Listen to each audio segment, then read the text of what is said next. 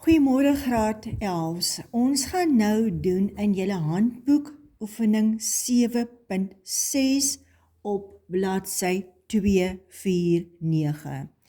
Dit is by vennootskappe, dis die inkomste staat en voor ek verder gaan, meneer De Vries het al reeds 7.2 vir julle geplaas, 'n maklike oefening. Hierdie een is taamlik moeiliker, so ek gaan nou om stukke opdeel.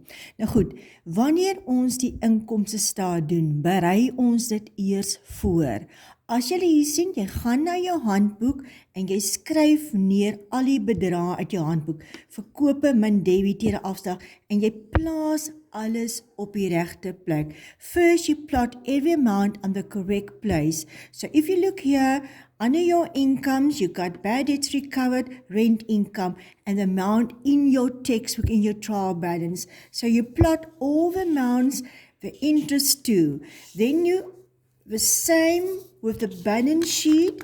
I'll quickly show you the balance sheet.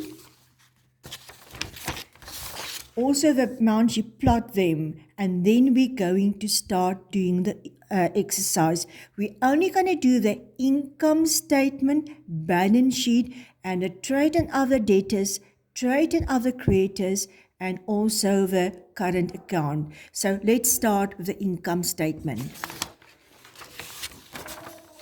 Jy het nou alles klaar geplot. Nou begin ons met die aansuiwerings. Nou die eerste aansuiwering wat ons het, sê hulle vir jou, Parker donated trading stock selling price of 1,200 to the local high school on behalf of the business. So it's not drawings because it's on behalf of the business. So dit gaan wees donasies wat 'n uitgawe is. Uitgawes kom in ons inkomste staat, so ek skryf nou hier donasie. Donasie, donation, en ons skenk altyd teen kosprys. Hoe gaan ons die kosprys uitwerk?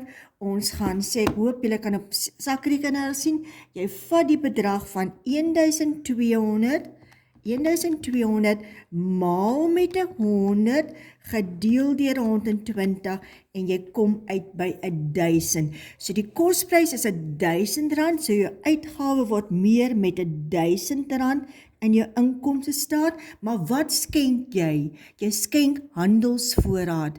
So it's going to have an influence on your trading stock deficit. And as soon as the first adjustment you got the trading stock, you put in your income statement, trading stock deficit. Afrikaanse kinders, handelsvoorraad tekort. En jy begin met die bedrag in die proefbalans. Jy gaan kyk in die proefbalans en jou handelsvoorraad in die proefbalans is gelyk aan 35.800, baie maklik. Nou wat het gebeur met hierdie handelsvoorraad? Dit minder geraak met R1000. So, daar was 2 effekte op hierdie inskrywing. Jy het 'n nuwe uitgawe and it's got an influence on trading stock deficit because your trading stock decrease. We look at the second adjustment. Volgens die voorraadopname is daar voorraad oor van 34,260. Ons sê minus 34,260, want dis wat ons gedink het, toe is daar aansuiwering by, maar daar's net dit oor, so die res van die voorraad is weg, so jy kan uitwerk wat is jou handelsvoorraad tekort, maar ek gaan nie tyd mors met optelling nie, want dan vat dit te veel data. Nou waar gaan dit nou geïnvloed hê? In my balansstaat, jy gaan nou na jou balansstaat toe, en in die balansstaat, onder bedryfsbates in ons voorraad, so die voorraad wat oor het is 34,260. Volgende aansuiwering. Ook in nommer 2, skryfhoeftes wat oor is. So ek het dit gekoop, maar ek het nie alles gebruik nie. Daar's oor 230, so my uitgawe gaan minder word met 230. Invloed op die balansstaat, onder voorraad is daar 230 oor. So my voorraad wat oor is einde van die jaar is handelsvoorraad and trading stock deficit of 230. We go to third adjustment. No entries were made of the following appeared on the bank statement. Nou moet julle onthou, enige iets wat met die bankstaat gebeur, het 'n invloed op bank. Die eerste een sê hulle vir jou cash handling fee. Wat is dit? Dis bankkoste. So my bankkoste gaan meer word met R58. En dan sê hulle service fee, so ons bankkoste gaan nog meer word met R62. Waar het hierdie twee bedrae ook 'n invloed? In my balansstaat, waar my kontant gaan minder word. So jy vat jou papier van die balansstaat, in die balansstaat onder kontant, onthou hierdie drie bedrae kry jy uit die proefbalans, maar jou bank is minder met R58 en met 'n bedrag van R62. Ons gaan aan met die aansuiwering. Die volgende wat hulle sê is 'n stop order for insurance.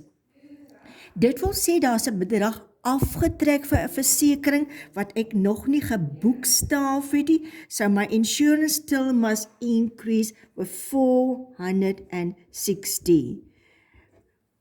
Die kontrarekening is bank wat in die balansstaat is. Nou gaan jy weer na jou balansstaat toe en jou bank gaan weer minder word met R460. Kom ons kyk die volgende een. Hulle sê 'n cheque wat geweier is. Nou julle weet, 'n cheque wat geweier is, gaan die bank net minder word met die bankbedrag, but the debtors can increase the full amount because they owe you the whole amount again. Nou wat het die debiteur jou oorspronklik geskuld? R200. Dit wil sê, en hulle vra die nota vir jou, so jy gaan na die notas toe nou, en in die notas doen ons handel en ander debiteure or trade and other receivables. Hierdie bedrag kry ons in die proefbalans, maar hierdie bedrag moet nou meer word, want die debiteur se cheque is geweier. Hy word meer met die volle bedrag van R200. Wat is sy kontrarekening? Bank gaan minder word met net dit wat ek ontvang het. So ek gaan na die balansstaat toe. Bank word minder met 190. My discount was R10. Discount is an expense. My expense gonna decrease because I cancel my discount, so discount is going to decrease with R10. In your income statement, under operating expenses, you got discount allowed, which is going to decrease with R10 now. Die volgende die aanstelling gaan aan en hulle sê vir jou in die kredietkant van die bankstaat. Nou die bankstaat se kredietkant is waar my geld meer word. The credit side of bank side, my money is going to increase. En wat het ons daar gekry? Ons het hier ontvang, so ek moet nog die hier boekstaaf. Ek het hier ontvang van R2000. So my huurinkomste word meer, want ek het dit nog nie geboekstaaf nie, en my bank in die balansstaat word meer met R2000. So ons kontant het al 'n redelike klomp inskrywings. Wat gaan julle altyd onthou? Anything on the bank statement got an influence on your bank account. Maar, kyk nou belangrik by 'n aanskrywing. Daai hier was nie vir hierdie jaar nie. It's been made for March 2000 and where's the date now? 2019, which is next year. So actually this amount shouldn't be in this year's income. So now you're going to subtract it because it is income received in advance. Waarvan nou ontstaan hierdie inskrywing? Dit was nog nie gedoen, die geld wat ek ontvang het. Hoekom trek ek dit af? Want dis volgende jaar se inkomste. Wat noem ons hierdie inkomste? 'n Vooruit ontvange inkomste wat in die balansstaat kom onder handel en ander betaalbare bedrae. We write here income received in advance of 2000.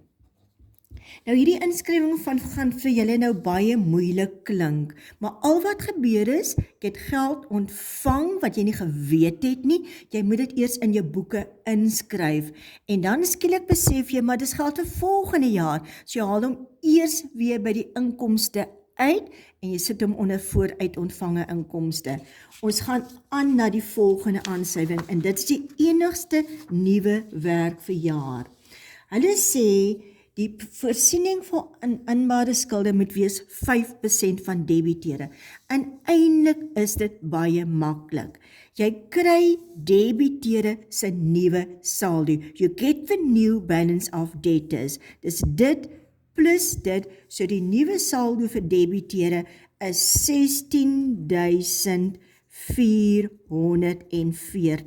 Wat sê hulle dan vir jou? Your provision must be 5% of this amount. So the only thing you do is you calculate 5% of this amount. So jy neem jou sakrekenaar en jy sê 16.440 maal met 5% en ons kry 16.440 maal met 5% geef ons 822.